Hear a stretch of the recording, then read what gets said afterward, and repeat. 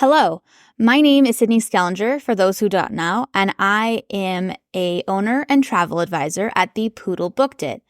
So one of the things that I specialize on is river cruising.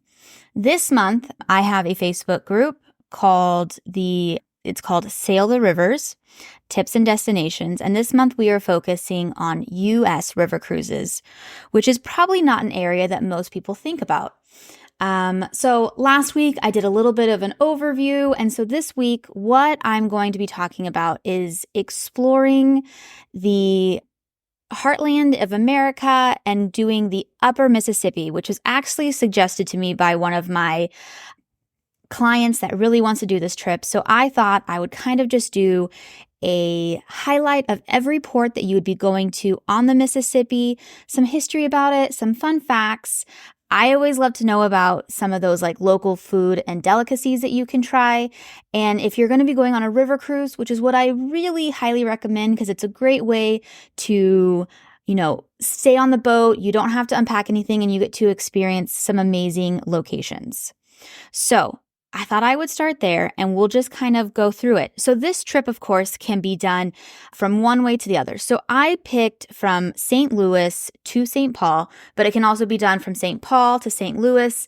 And next week, we will also be going in and talking about the Lower Mississippi, which is what most people know about, which is going to be one that either starts or ends or does a round trip from New Orleans.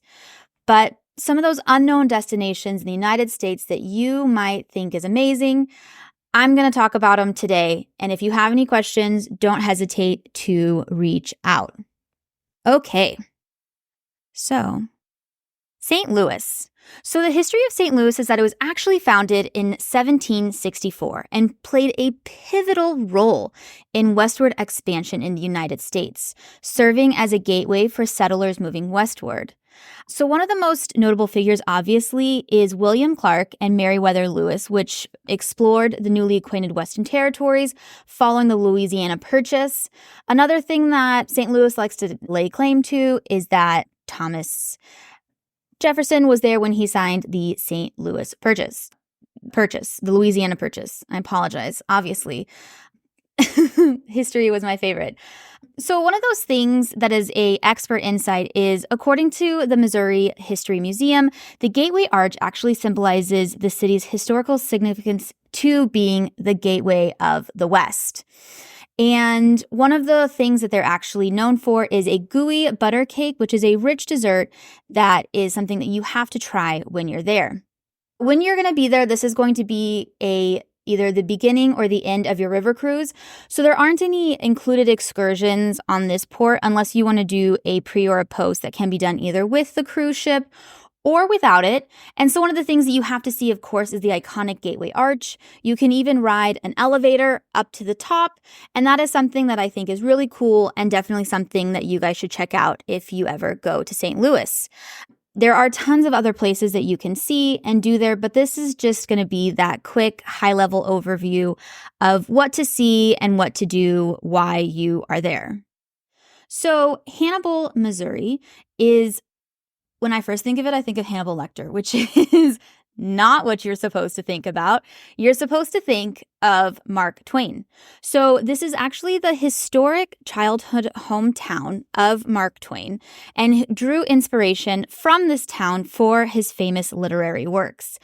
Prior to the 1803 Louisiana Purchase and the arrival of European settlers, there was a variety of indigenous Native American tribes who called this area home. Hannibal grew to the primary port for steamboats and the flatboats traveling the upper Mississippi. And another interesting famous figure of this town is the unsinkable Molly Brown, who was an early 20th century socialite and philanthropist who was a survivor of the Titanic. And she was also born in Hannibal, Missouri. So besides Mark Twain, Ulysses S. Grant spent time in Hannibal as a young man, and also his experiences here helped his later military career. So one of those things that you definitely have to visit when you come here is the Mark Twain Boyhood Home and Museum, which highlights the town's riverfront area, which inspired Mark Twain and also reflects the complexities of American life at that time. So another fun fact is Hannibal also is really big and has fully leaned in to the history of Mark Twain and has its own Mark Twain festival every year, which I definitely recommend going if that is something you're interested in. It is also known for fried catfish. I don't like catfish in general. I don't know if that's something you like, but I always say if I'm going to go somewhere and it is a delicacy of that area, I always at least give it a shot. So maybe go with a couple of friends, try it out. But if it's fried, I don't know if I'll taste the fishiness, if you know what I mean. I'm not a big fan of fish.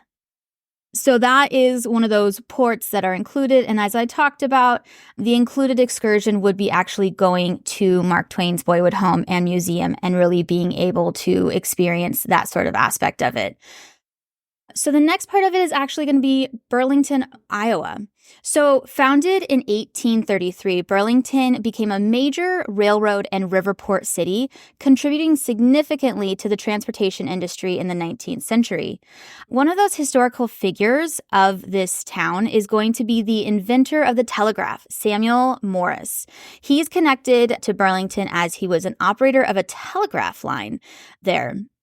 And the Burlington Historical Society emphasizes its rich history and the development of the Midwest. So, I don't know if you know this, but Burlington is home to the tallest riverside dam in the United States. I know when we think of Burlington, we think of Burlington Coat Factory, but we're going to have to get a little bit more history into it as we look at this town. I'm sure they have some great deals at that Burlington, though. So another thing that if you are going in the summer, you can get this staple of sweet corn and really just enjoy those summer treats, which is what, Iowa and the Midwest is really for. So the included excursion, if you were to go on a river cruise through Burlington, you're going to experience that small town life in this cute little charming city. So you're going to listen to a guide as we talk about the region's agricultural history, the railroad heritage and its role in North America's largest railroads, visiting the Garrett-Phelps House Museum, and it's basically an elegant Victorian home filled with antiques and textiles dating back to 1774. So some of the things that you can also do, which are optional if you were to go on a river cruise to this area, is you can do art around the area. You can visit the old fort town. Something that I thought was really interesting, that is something that I would go and do just because curiosity killed the cat, as they say, is the historic Nauvoo, which is where you can learn the history of the Church of Jesus of Latter-day Saints, which I think is really interesting. If you do enjoy learning about, farmland and how, America is basically the breadbasket of the world, you can also do a hinterland farm visit to see how this Iowan does the best, how they do their farming and what is those sort of difficulties in today's society.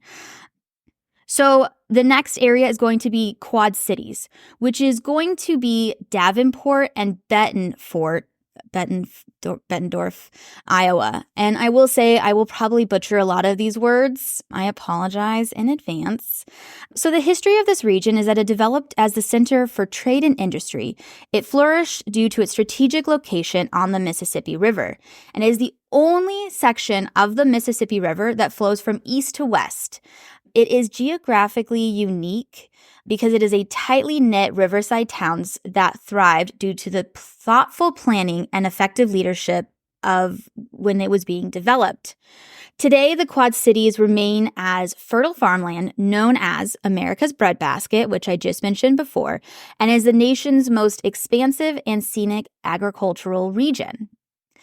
So, something that I'm sure we will all love to know about when it comes to this region is this is actually home to John Deere. So John Deere, which is the founder of Deere & Company, started his business in this region, revolutionizing agriculture as we know it today. So one of those things that you'll need to go to, which is something on top of going to John Deere's hometown or going to his museum as well, is to go to the Quad Cities Convention Center and Visitors Bureau, which is known for its diverse cultural heritage and art scene, which will also kind of highlight all the things that were done in terms of agriculture. So really cool on that. Another thing that you might want to plan a trip around is the Quad City has one of the largest riverfront festivals in the Midwest, which is a jazz festival, the Bix Brodenbuck Memorial Jazz Festival. So if you were ever interested in something like that, you should definitely take a look at doing something like that. Another one of those famous things that you'll have to try while you're there is the pork tenderloin sandwich, which is a beloved regional delicacy. So as we talked about John Deere before, something you have to do, and it is one of the included excursions if you're looking at doing a river cruise through this area. So you'll see the Deere family homes, discover the inventions that changed American farming at the John Deere Pavilion that's filled with a wide range of the iconic green and yellow farm machinery. The John Deere Pavilion also includes a replica of the original blacksmith shop, as well as simulators and equipment that you can climb on and explore. I will say I'm originally from a small farming town, so I know so many people who would be interested in something like this. But all I think about is my mom. Whenever she sees the huge equipment in the field, she calls them caterpillars. So anything that she sees is a caterpillar. So before we went on this tour, I had to be like, Mom, it's not a caterpillar. It's a John Deere. We have to make sure we say that because I feel like saying caterpillar in the John Deere Pavilion would be sacrilegious.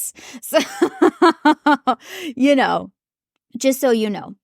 Some of the optional tours that you can do after you do the John Deere, if you wanted to, on a river cruise, is going to the Putnam Museum, again, visiting an Iowa farm visit, or if you're feeling adventurous or a little athletic, you can do the Quad Cities by bike.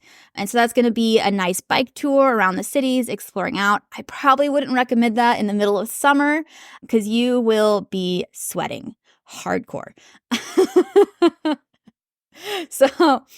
So the next place on the tour is going to be Dubuque, Iowa. So Dubuque was settled in the 1830s and became a significant center for lead mining and trade in the Midwest. One of Iowa's few cities that is laid out among these beautiful rolling bluffs, which is why I had to put them in the photo.